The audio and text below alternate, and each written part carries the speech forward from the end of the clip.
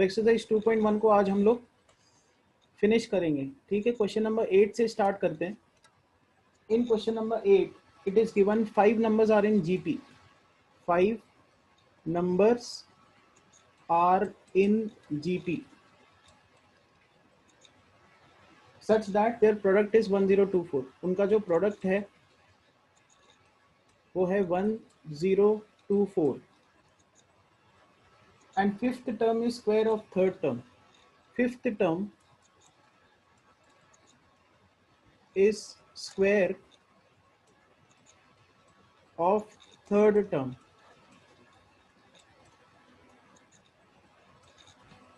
तो 5 numbers in GP, इसका structure ऐसा होता है A R square, A upon R square. So these are 5 numbers in GP.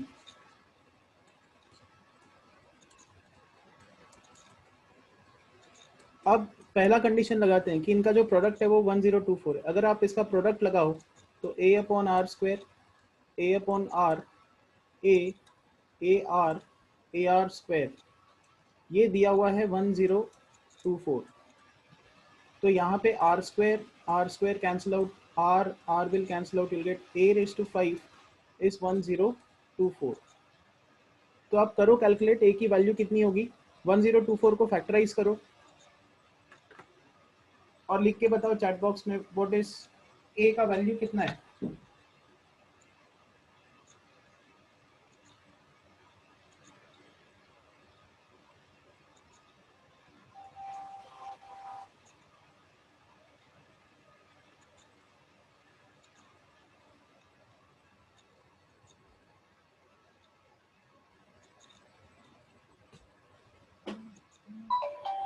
कितना होता है factorization. So 1024 is 2 raised to 10। तो a raised to 5 is 2 raised to 10। अगर आप यहाँ पे फिफ्थ रूट लेते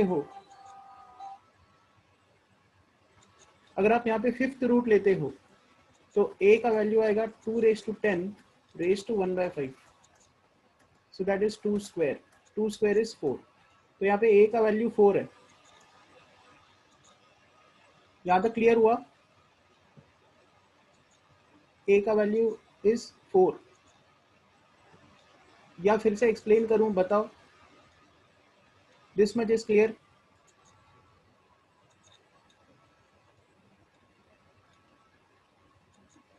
सबको चैट बॉक्स में फीडबैक बताना है।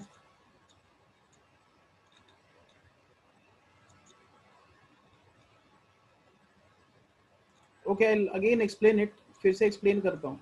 सी, उन्होंने बोला कि 5 नंबर्स ज्योमेट्रिक प्रोग्रेशन में है, 5 नंबर्स आर इन जीपी। तो जब कभी 5 नंबर्स का केस आता है, आपको लिखना है a upon are square, A upon are, A R square.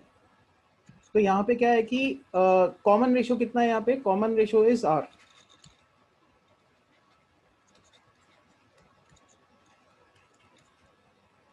क्योंकि अगर आप इसको r से मल्टीप्लाई करते हो, इस टर्म को r से मल्टीप्लाई करते हो तो आपको ये मिलता है, इसको r से मल्टीप्लाई करोगे तो ये मिलता है, फिर r से मल्टीप्लाई किया तो ये मिला, फिर r से मल्टीप्लाई किया तो ये मिलता है। सो यहाँ पे कॉमन रेशो तो है। These terms are in GP. Fine. तो अब उन्होंने बोला कि इनका प्रोडक्ट, ये 5 टर्म्स का product a upon are square, A upon are, A R square, इनका जो प्रोडक्ट है वो 1024 है। तो यहाँ पे आर स्क्वायर कैंसिल आउट होगा, आर कैंसिल आउट होगा, will get a raised to 5 is 1024। 1024 को फैक्टराइज करोगे तो यहाँ पे आएगा 2 raised to 10। तो a का वैल्यू आएगा, ये फिफ्थ रूट है ना, फिफ्थ रूट ले लो, a raised to 5 raised to 1/5, 2 raised to 10 raised to 1/5। तो यहाँ पे आएगा a raised to 1 is equal to 2 raised to 2। a का वैल्यू 4। बताओ यहाँ तक क्लियर हुआ। आप a का वैल्यू 4 है यहाँ पे।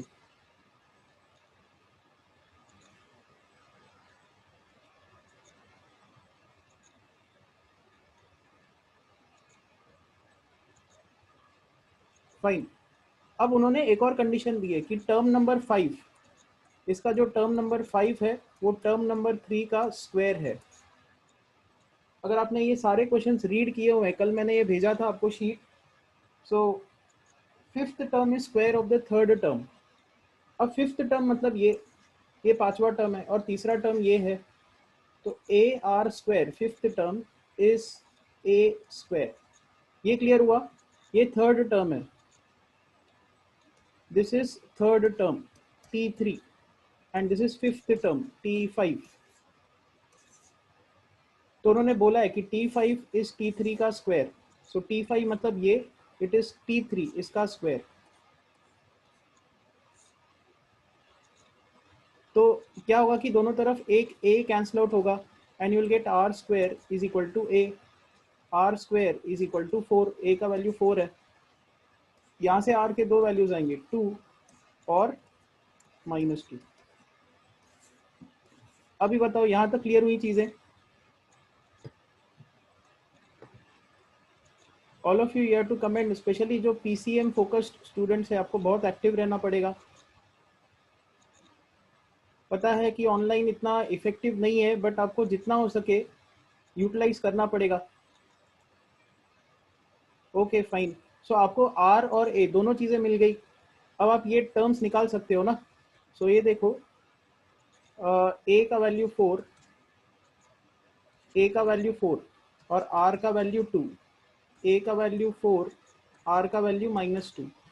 और स्ट्रक्चर कैसा है? A upon are square, A upon are, A r, A R square. ये जीपी के टर्म्स है। तो आपको क्या करना है, ये दोनों चीज़ें इसमें सब्स्टिट्यूट करनी है। तो a upon are square, A upon are, A r, A R square. तो यहाँ पे आएगा 1, 2, 4, 8, 16।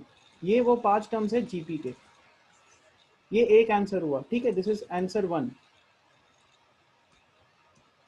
अब यहाँ से भी एक आंसर आएगा, ए का value 4 divided by r square, a का value 4 divided by r, a का वैल्यू 4, फिर ए का वैल्यू 4 हम लोग इसमें सब्स्टिट्यूट कर रहे हैं। ये जो एक्सप्रेशन है इसमें हम लोग ये दोनों वैल्यूज पुट कर रहे हैं। So a into r and then finally it is comma a into are square. तो यहाँ पे आएगा 1, -2, 4, -8 and 16। So this is the second answer. Clear हुआ? बताओ यहाँ तक। दो टाइप के आंसर है यहाँ पे। ये है वो 5 टर्म जीपी के, ये एंड ये। Question number 8 is clear?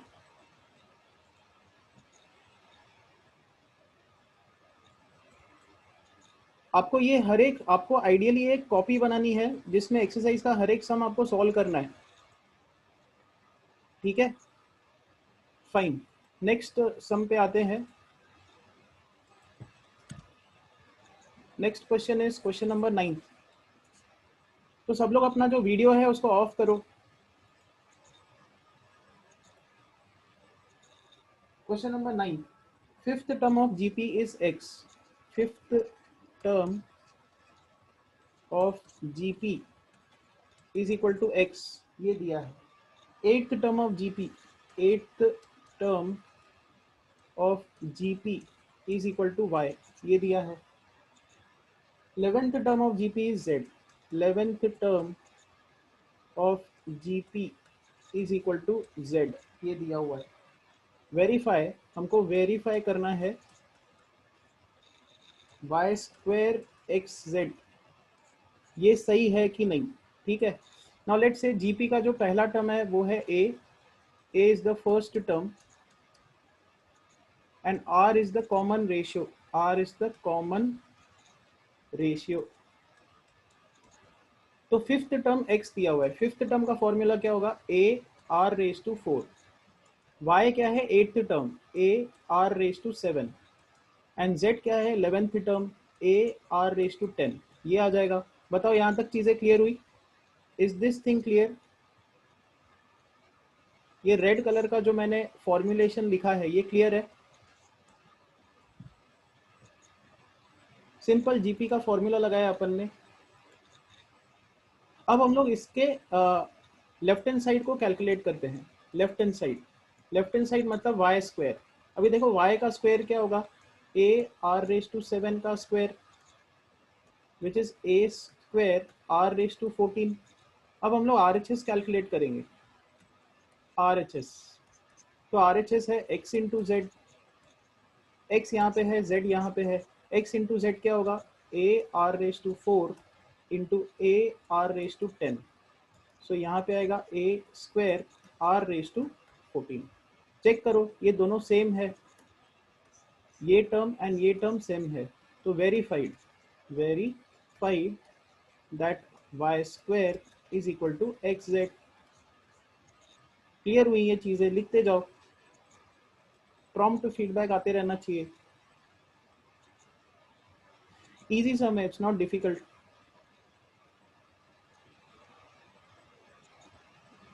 ठीक है, नेक्स्ट सम पे चलते हैं। तो नेक्स्ट सम है question number 10। And question number 10 P Q R S GP में है, P Q R and S they are in GP. तो प्रूव करना है हमको, प्रूव करना है P plus Q, Q plus R, R plus S, ये जीपी में है, ये हमको प्रूव करना है। अच्छा, तो P Q R S GP में है, इसका मतलब मान लो इसका जो कॉमन रेशियो है, मान लो इसका जो कॉमन रेशियो है, कॉमन रेशियो वो है कैपिटल आर। सपोज किया हमने कि इसका कॉमन रेशियो कैपिटल आर है।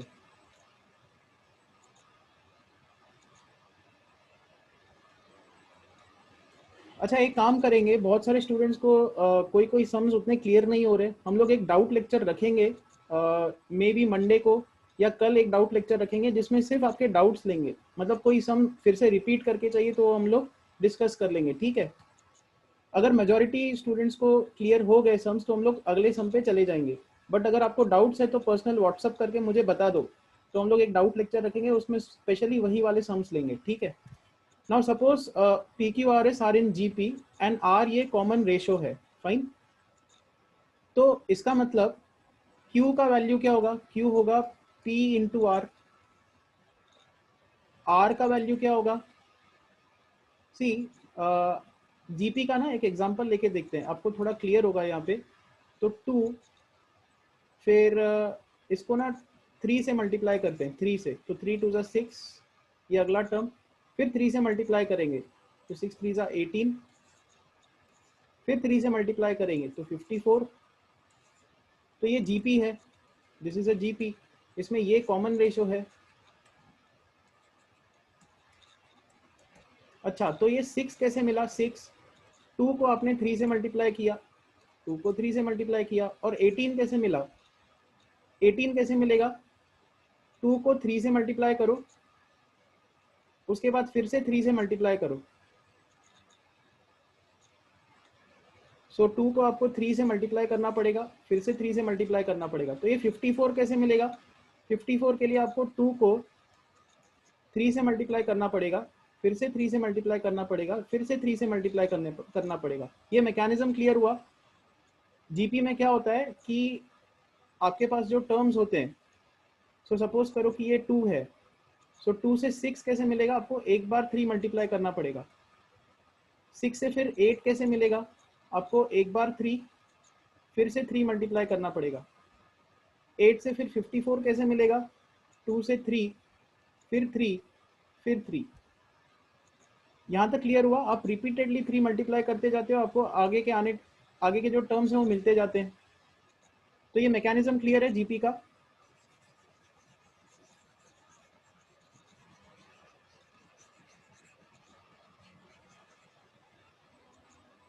ऑल ऑफ यू,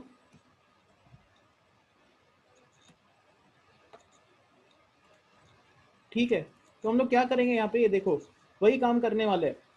क्यू कैसे मिलेगा, पी को कॉमन रेशियो से मल्टीप्लाई किया एक बार।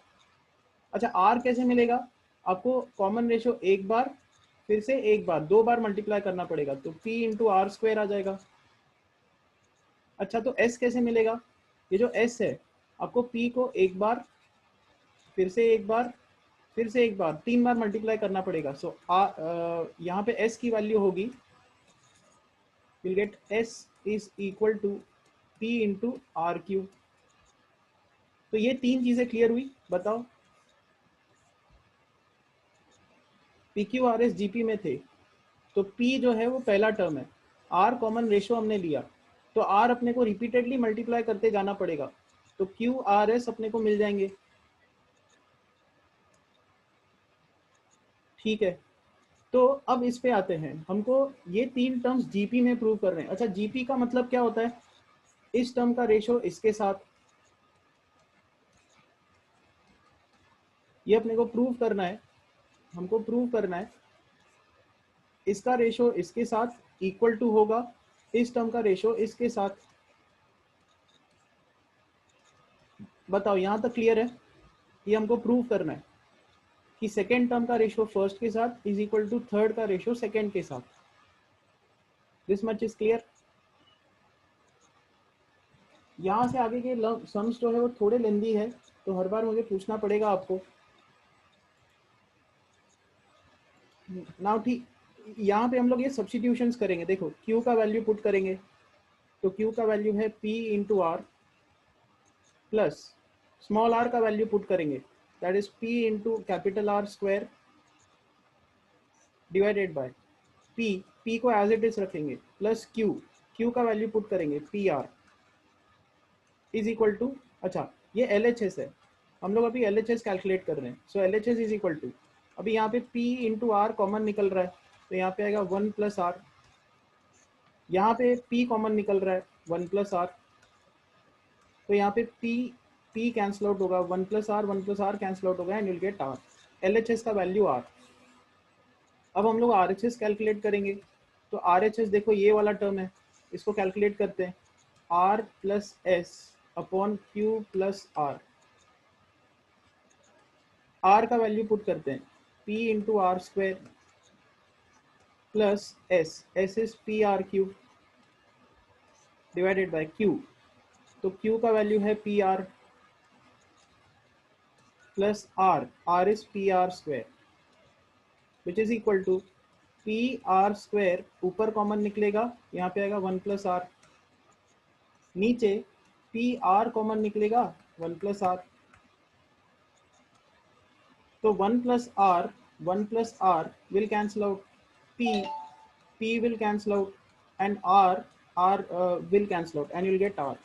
तो चेक करो, यहाँ पे दोनों हमको सेम मिले हैं, LHS भी R आया, RHS भी R आया, सो thus it is proved, ये दोनों इक्वल है।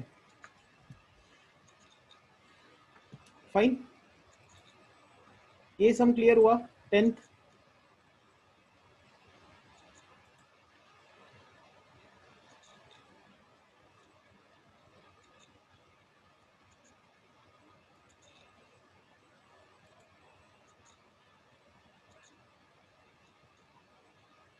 अच्छा, एक काम करेंगे, कुछ एक आध दो स्टूडेंट्स का मान लो कोई इशू है कि नहीं समझ में आया, आप रिकॉर्डिंग देखना एक बार, रिकॉर्डिंग देखने के बाद स्टिल नहीं समझ में आया तो व्हाट्सएप मैसेज करना, हम लोग डाउट लेक्चर में आपके जो सम्स है वो रिपीट कर लेंगे, जो भी आपको नहीं क्लियर है। ठीक है, नेक्स्ट 11th क्वेश्चन पे आते हैं। Question number 11, number of bacteria in a culture. तो एक कल्चर है, उसमें जो बैक्टीरिया है वो डबल हो रहा है, तो इनिशियली 50 बैक्टीरिया है, इनिशियली 50 बैक्टीरिया है, तो 1 घंटा हो जाने के बाद after 1 hour bacteria becomes double 100, फिर से 1 घंटा हो जाने के बाद इसका जो काउंट है वो 200 हो गया। तो how many bacteria are there, आपको बताना है how many bacteria are there after 5 hours. 5 घंटे के बाद कितने बैक्टीरिया होंगे? तो देखो, पहला टर्म 50 है, दूसरा टर्म 100 है, तीसरा टर्म 200 है, तो this is the initial count है ये आफ्टर 1 आवर। ये आफ्टर 2 आवर्स,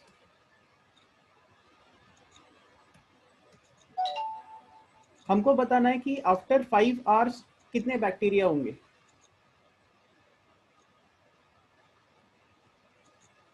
बताओ, आप लोग सोचो, ट्राई करो। After 5 hours how many bacteria will be there in that culture. इसको आप स्ट्रेट फॉरवर्ड कैलकुलेट भी कर सकते हो। आफ्टर 2 आवर्स,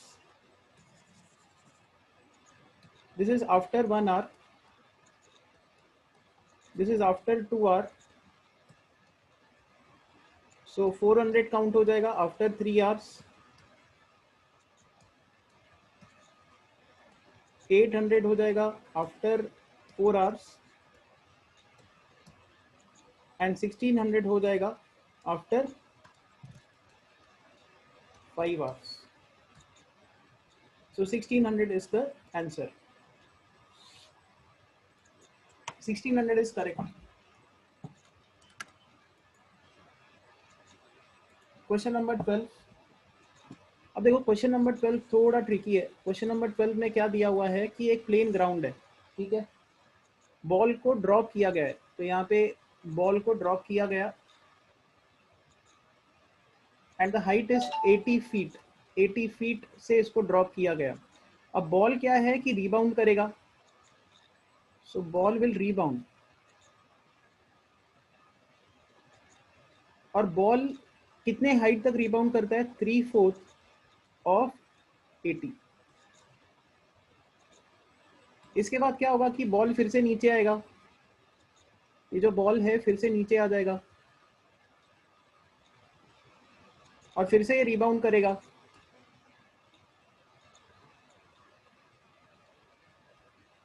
अब जो उसका रीबाउंड है वो होगा 3/4 of this number, 3/4 of this number कि इसकी हाइट कितनी हाइट से वो नीचे गिरा है, ठीक है। तो 3/4 ऑफ 80, इतनी हाइट पे जाके वो रुक जाएगा, ठीक है। फिर से क्या होगा, यहां से वो फिर से ड्रॉप करेगा नीचे और फिर से रीबाउंड करेगा।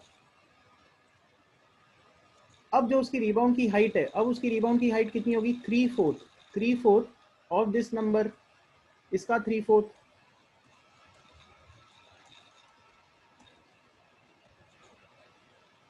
तो ये फर्स्ट रीबाउंड का केस है, फर्स्ट रीबाउंड। ये सेकेंड रीबाउंड है, सेकेंड रीबाउंड। ये थर्ड रीबाउंड का केस है। अच्छा, तो थर्ड रीबाउंड मैं इसको ऐसे लिखता हूं, ये देखो,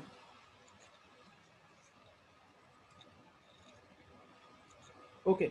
सो रीबाउंड थर्ड रिबाउंड में उसका जो वैल्यू है वो है 3/4 का क्यूब इंटू 80। तो उन्होंने पूछा है छठवें रिबाउंड में, सिक्स्थ रिबाउंड में इसकी हाइट कितनी होगी? आप लोग आंसर बताओ। In the sixth rebound what will be the height achieved by the ball? Answer लिखो।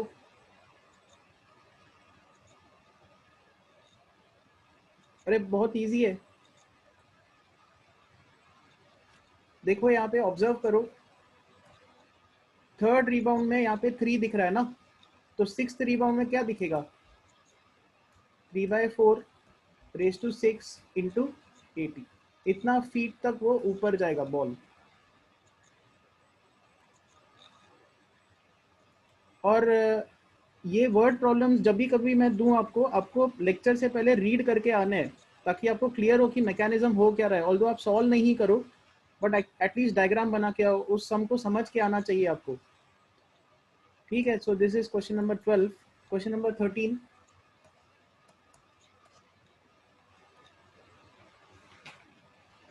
the numbers 3x and x plus 6, 3x and x plus 6 form a GP। ये GP के टर्म्स है। तो x की value निकालो। तो देखो GP का मीनिंग क्या है? x का 3 के साथ रेशो इक्वल टू होगा x plus 6 का रेशो x के साथ।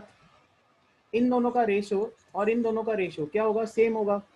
तो क्रॉस मल्टीप्लाई करेंगे, x² is equal to 3x plus 18। तो X square minus 3x minus 18 is equal to 0। करो इसको फैक्टराइज, इसके रूट्स बताओ।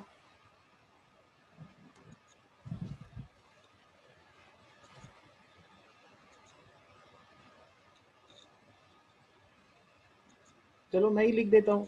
यहाँ पे आएगा x minus 6 into X plus 3 is equal to 0। x की वैल्यू आएगी 6, x is equal to minus 3। हमको x निकालना था, तो टर्म्स क्या होंगे 3, x का वैल्यू 6 कंसीडर करो, तो 3 6 एंड यहाँ पे आएगा 12। ये तीन टर्म्स जीपी के आगे, तो इसमें आगे भी टर्म्स होंगे। हमको टर्म नंबर 20 निकालना है। अब बताओ 20th टर्म क्या होगा।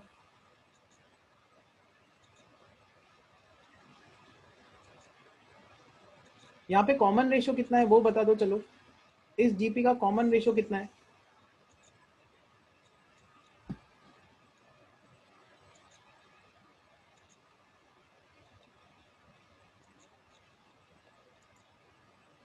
To. So common ratio is 2। तो T20 की वैल्यू निकालो। Term number 20, term number 20 is a r raise to 20 minus 1। So that is 3 into 2 raise to 19। ये टर्म नंबर 20 है। अच्छा, अब अगर आप x का वैल्यू -3 पुटअप करते हो, x का वैल्यू -3, तो यहाँ पे क्या आएगा 3 -3। ये देखो इसमें पुट करेंगे 3 -3।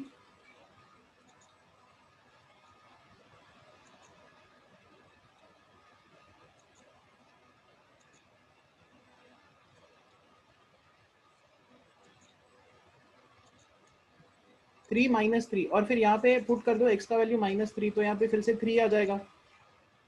तो इसमें भी जीपी के टर्म्स है। बता सकते हो इसमें कॉमन रेशियो कितना है, इस जीपी का कॉमन रेशियो कितना है। अभी हमने x का वैल्यू 3 पुट किया, तो यहाँ पे a फर्स्ट टर्म तो 3 है, कॉमन रेशियो कितना है।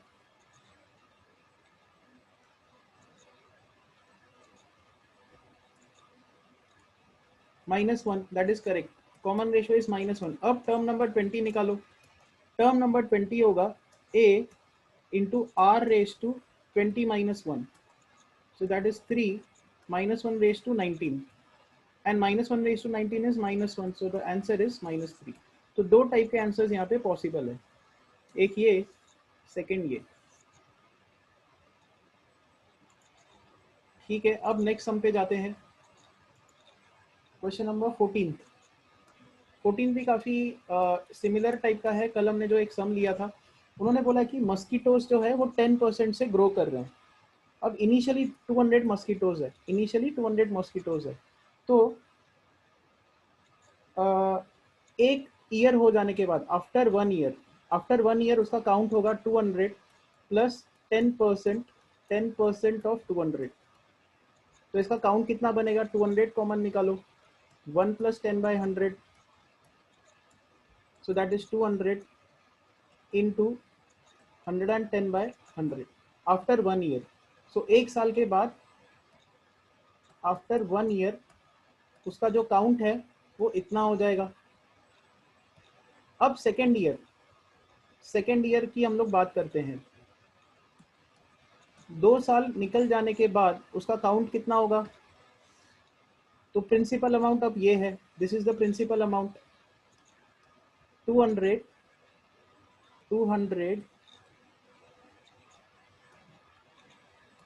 इंटू 110/100 प्लस 10%, 10% ग्रोथ हो जाएगी। सो 10/100 इंटू ये नंबर 200 इंटू 110/100। तो सेकेंड ईयर के बाद उसका जो प्रिंसिपल अमाउंट है वो इतना होगा और 10% उस पर ग्रोथ होगी। ठीक है, तो अब इन दोनों टर्म्स में देखो, ये कॉमन टर्म है, इसको हम लोग बाहर निकाल देंगे। सो 200 इंटू 110/100, अंदर क्या बचेगा, यहाँ पे 1 बचेगा और यहाँ पे 10/100 बचेगा। So 1 plus 10/100, so which is equal to 200 110/100 into 110/100। अच्छा, तो यहाँ से क्या समझ में आया कि 2 साल हो जाने के बाद, आफ्टर 2 ईयर्स, आफ्टर 2 ईयर्स उसका जो काउंट है वो है 200, 110 बाय 100 द होल स्क्वायर। तो 3 साल के बाद उसका काउंट कितना होगा? अब आप लिखो आफ्टर 3 years उसका काउंट कितना होगा?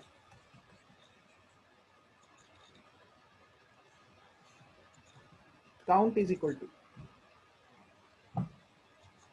3 साल के बाद उसका काउंट कितना होगा?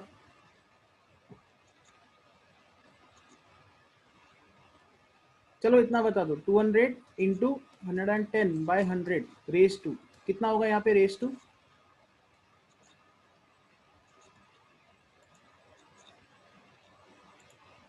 Race to 3 which is correct. तो यहाँ पे रेस टू 3 आ जाएगा। एंड आफ्टर 10 years काउंट कितना होगा?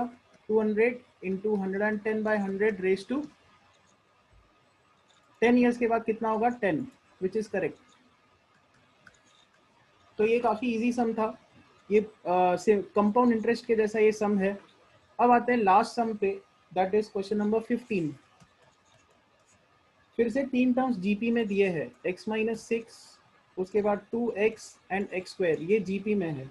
तो x का वैल्यू निकालना है। सेम चीज करेंगे, 2x का रेशो x-6 के साथ इक्वल टू होना चाहिए x² का रेशो 2x के साथ। क्रॉस मल्टीप्लाई करेंगे तो 4x² इज इक्वल टू, अच्छा एक और काम कर सकते हैं हम लोग यहाँ पे, यहाँ पे एक x, यहाँ पे एक x कैंसिल आउट हो गया। अब क्रॉस मल्टीप्लाई करते हैं, अच्छा ये भी x कैंसिल आउट हो रहा है, ये x इसके साथ कैंसिल आउट हुआ, तो 4 is equal to x-6, x is equal to 10। Cancel out करने के बाद हमने क्रॉस मल्टीप्लाई किया, ये 2 इंटू 2 4 आएगा, x-6 इंटू 1 आ जाएगा, तो x का वैल्यू 10।